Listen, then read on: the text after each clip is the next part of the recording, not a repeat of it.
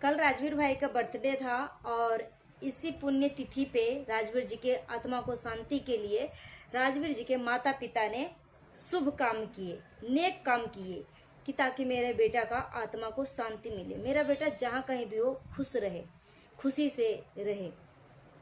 इसीलिए माता पिता जो है अपने बेटे के जन्मदिन पे वो सबको खाना बांटे। मगर क्या वो बेटा सच में उनके आत्मा को शांति मिल सकता है? जब बीवी और बच्चे घर से बाहर रहेंगे, उनको अपने घर में पनाह नहीं मिलेगा जब तक, क्या राजवीर भाई के आत्मा को शांति मिल सकती है? बिल्कुल भी नहीं मिल सकती। ये छोटी सी बच्ची है, उसको अभी तक पता नहीं है कि मेरे पापा अब इस दुनिया में नहीं है, अब वो कभी नहीं आ सकते। कल मैंने सपना का वीडियो देखा जिसमें सपना की बड़ी बेटी आरू बोल रही है पापा जल्दी आ जाओ, हम सब मिलके केक काटेंगे। उस बच्ची को अभी तक पता नहीं है कि मेरे पापा अब कभी नहीं आएंगे। सोचो, वो दादा दादी जो है अपनी औलाद के निशानी यानी अपनी बेटे के खून को घर से बाहर निकाल दिया। उनको रुकने तक के लिए नहीं बोला कि तुम रुक जाओ, बेटे का बर्थडे आ रहा है, तुम्हारे पापा का बर्थडे आ रहा है बच्चा, तो तुम रुक जाओ, बर्थडे के बाद चले जाना। क्योंकि सपना से तो खुले मुंह सही से तो बात नहीं किया, खाने तक नहीं पूछा, मगर बच्चियों के लिए लाड प्यार दिखाया। मगर बच्चियों के ही बहाने कम से कम बोलती कि रुक जाओ, मगर ऐसा कुछ भी नहीं बोला, खाने तक की नहीं पूछा। और अभी जो है राजवीर भाई के आत्मा को शांति के लिए खाना बांट रहे। क्या राजवीर भाई की आत्मा को शांति मिलेगा? हेलो एवरीवन, आप सभी को स्वागत है Aditya and Ajay blog channel पे। आप सबसे रिक्वेस्ट है वीडियो को फुल वॉच करने के बाद ही अपना ओपिनियन दीजिएगा। चलिए वीडियो शुरू करते हैं, डिटेल में हम बात करते हैं। यहाँ पे अंशु फिर से नागिन वाला काम करी। जैसे ही सपना अपनी ससुराल आई, उसके बाद ससुराल से जब वो अपने घर पे गई तो अंशु ने फिर से नागिन वाला काम करी, नागिन के तरह काम करी। अंशु को कमेंट में सब बोल रहे हैं कि तुम उसके पिता का हक को ले रही हो। पिता के हक पे बच्चियों का हक होना चाहिए, पिता के संपत्ति पे बच्चियों का हक होना चाहिए, तुम्हारा नहीं। आरू और आरोही का हक है।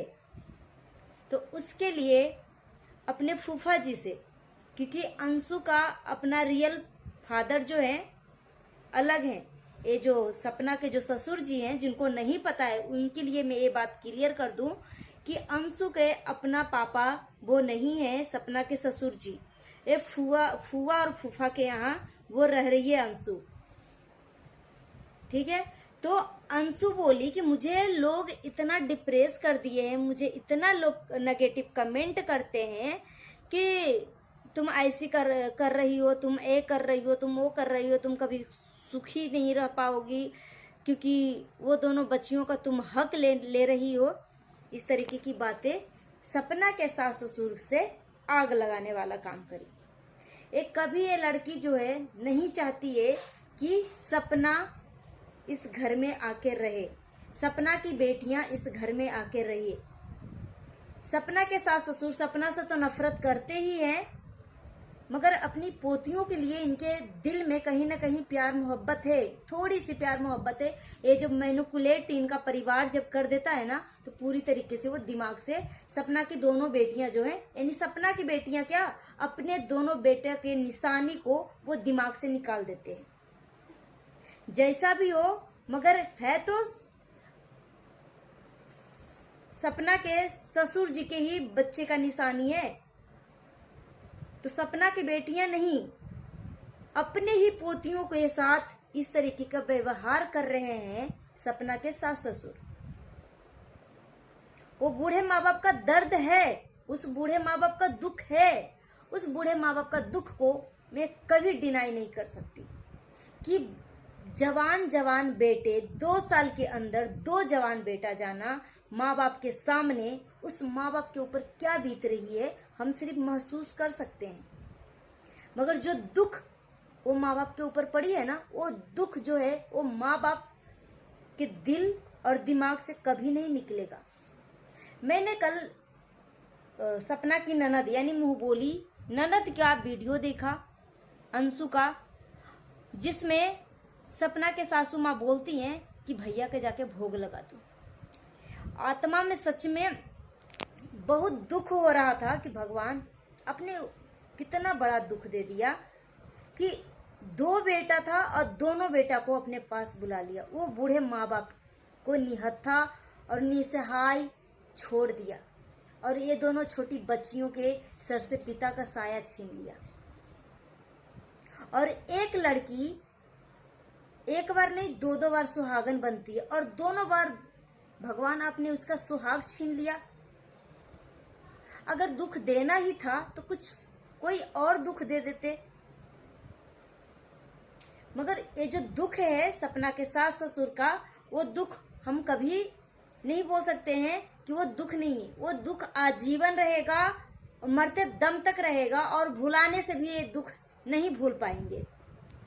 मगर जो अपने बेटे के आत्मा को शांति के लिए बर्थडे पे शुभ कार्य कर रहे थे, नेक कार्य कर रहे थे, सबको खाना खिला रहे थे ताकि मेरा बेटे का आत्मा तृप्त हो, क्या बेटे का आत्मा सच में तृप्त होगा? राजवीर भाई का आत्मा सच में तृप्त होगा?